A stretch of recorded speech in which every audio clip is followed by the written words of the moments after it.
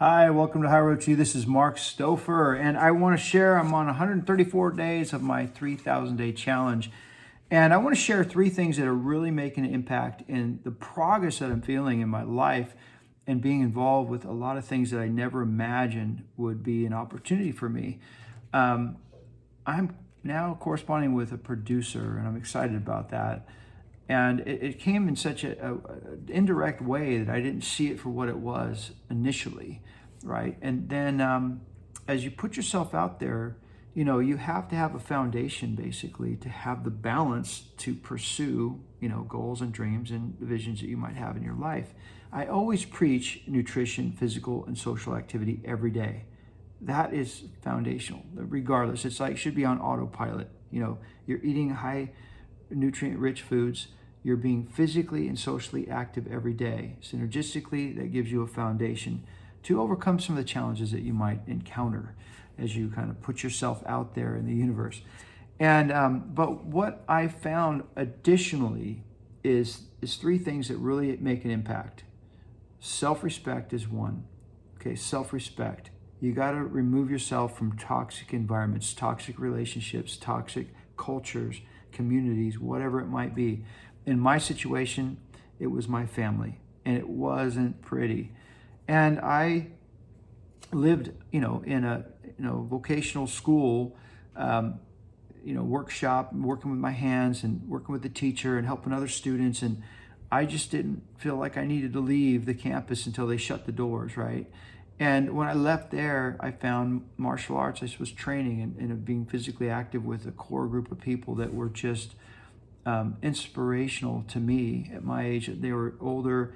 It's very respectful system. You're bowing down to your elders and to the higher ups in the ranks of martial arts.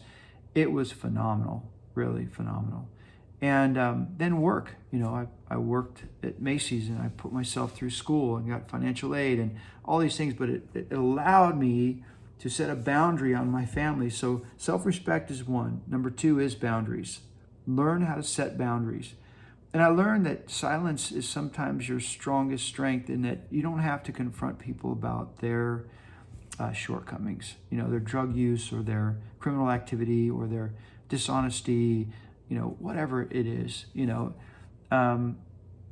just have to move on, and you have to separate yourself and don't get caught up in toxic environments, toxic relationships. So self-respect is number one, critical. Number two is boundaries. And then number three is just really write out what you envision for your life and let the universe bring it to you. And it will. And so I can never imagine, in my life, having 4 probation officers before going to high school, that I would live this life and have the opportunities that I continue to have. And it's a lot of work. Yeah, absolutely. You've got a lot of dedication, but you don't think of it that way. It's just the job is the boss, and you know what needs to get done. And now, I'm looking for an admin who will take on some of the tasks that, I don't really have time for, and I don't like doing anyway. And so I'm pleased to say that I don't micromanage, and I have companies that are self-run. I'm really thankful for that. I know that it took a lot of work to orchestrate those things, and I'm looking forward now. I have a CFO, I have an HR compliance director, and I'm building a team so that we can offer more compensation than anybody else in our industry. And I'm looking at profit sharing, and I'm looking at equity distributions and how to orchestrate those things, how to formalize the entities to make all that happen.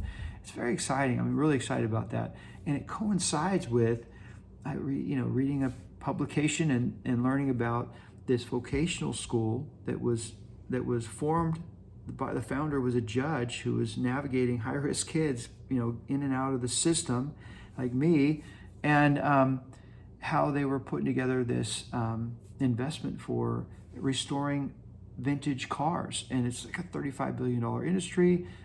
There's high demand. These kids that can be trained and learn how to restore can make $200,000 to $300,000, specializing in certain areas, or they can focus on roadsters and other areas that involve automobiles and vintage cars. and muscle cars and all that good stuff. So it's exciting. So I contacted the founders just reading this article. They invited me to a meeting, and they invited me to become an advisor, and essentially bringing in the skills that I have come to learn over the years, and how I've incorporated that into my kids, and how well they're doing. And my youngest son is buying a pet resort, and which I have to tell you, this is very exciting. I said, son, you don't have any money. You don't really have a full-time job. You've got a little bit of debt, and he says, Dad, I know I want this, and he looked at the financials, and the vernacular, the language, he understood the balance sheets and the P&L, and he looked at the tax records, and he talked with the owner. And, I said to the owner, because when we did a walkthrough of the property, we signed the NDA, non-disclosure agreement, and then you get all the financials, and my son took on all those responsibilities. And I didn't see it. I was like, this is not, it's a pipe dream in a sense, We went there, and the owner was looking at me like I'm the buyer. And, look at my son, he shaved, and he looked like he was 18 again. So he's 21 years old. And it was comical. I said, no, not me, but him. And he kind of did a double take. And I said, well, I do want to say, if there was a child labor law, I broke them all. And I say that facetiously. I mean, they worked hard, and they have strong work ethics, and they worked in the business. And so I said, no, he can do this. He's a perfect candidate to buy your company.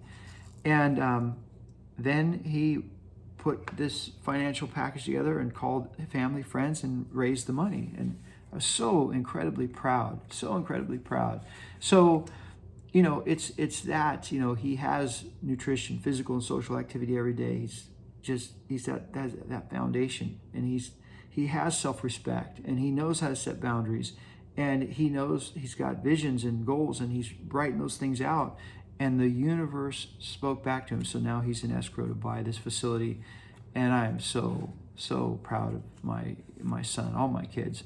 We don't get along all the time, but it doesn't matter. We all strive for good things and blessing a lot of people. And my middle son is traveling the world doing mission trips in Africa and in Mexico. He just got back, and he owns a company, and he has a great company culture, and it's amazing. So I want to encourage you. I want to inspire you.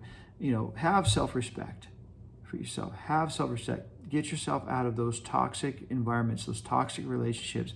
Know how to set those boundaries. Sometimes your silence is your strongest weapon, strength towards, people that are just narcissistic, and they're not looking out for your best interest. And generally speaking, when you don't set those boundaries, it does not end well. It does not end well. You're coddling, you're pampering, you're enabling, a situation that you should not, more than likely, as it was in my situation with my family. So with that, I say, self-respect, boundaries for sure, and then write out that goal, that mission, that vision that you have for your life. And while you get up every day, nutritionally, physically, and socially, feeding yourself and giving you the foundation to have resilience to overcome the challenges you're going to have, it will really avoid a lot of unnecessary pain and suffering. That's what you'll enjoy the journey much more. So I hope this reaches your heart and your mind, and it inspires you and encourages you to take the actions you need to take. And with that, I hope this message finds you well.